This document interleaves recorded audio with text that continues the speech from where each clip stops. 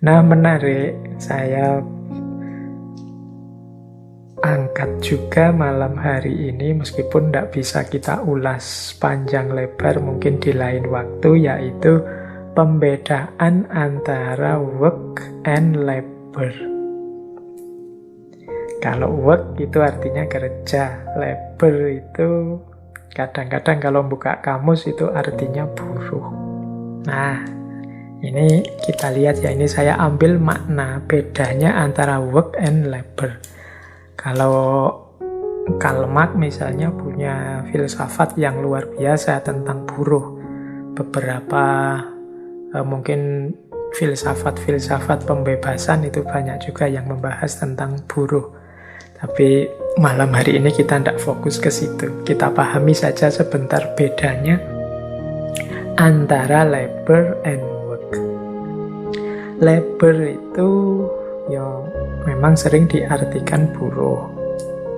Jadi memang artinya buruh itu secara letterlek adalah aktivitas. Labor itu aktivitas yang berkaitan dengan kebutuhan biologis, pemenuhan kebutuhan dasar manusia, makan, minum, buang air bahkan dan lain sebagainya. Itu dalam bahasa Inggris istilahnya labor. Nah, kenapa kok kemudian konotasinya adalah buruh, sering dimaknai sebagai buruh? Ya, orang bekerja pada orang lain, baik individu atau mungkin organisasi atau mungkin perusahaan. Itu kan dia melakukannya demi upah atau bayaran, yang kemudian upah atau bayaran itu dipakai untuk memenuhi kebutuhan hidup.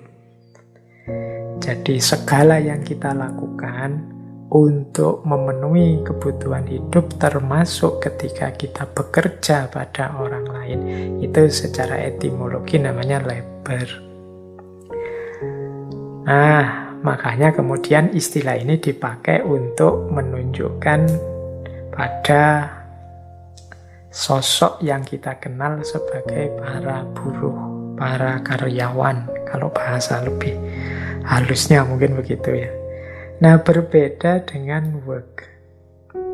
Kalau work itu mungkin dalam bahasa Indonesia lebih pas maknanya itu karya.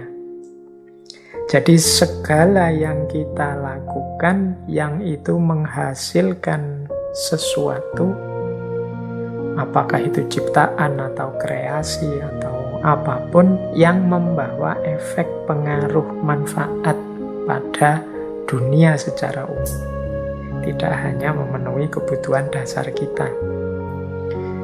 Jadi ini namanya work. Misalnya kita nulis buku yang dibaca banyak orang, itu work.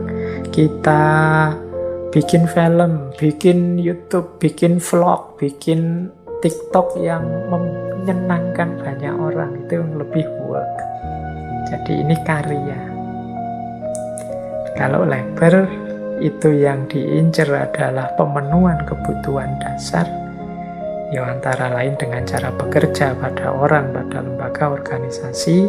Kalau work itu sifatnya menghasilkan karya.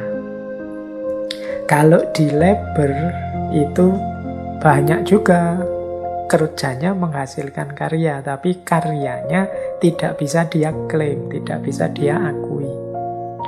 Misalnya buruh pabrik sepatu misalnya, dia bikin sepatu-sepatu mahal, sepatu bagus, tapi dia tidak bisa mengklaim sepatu itu karyaku, karena dia membuat sepatu hanya menjalankan perintah.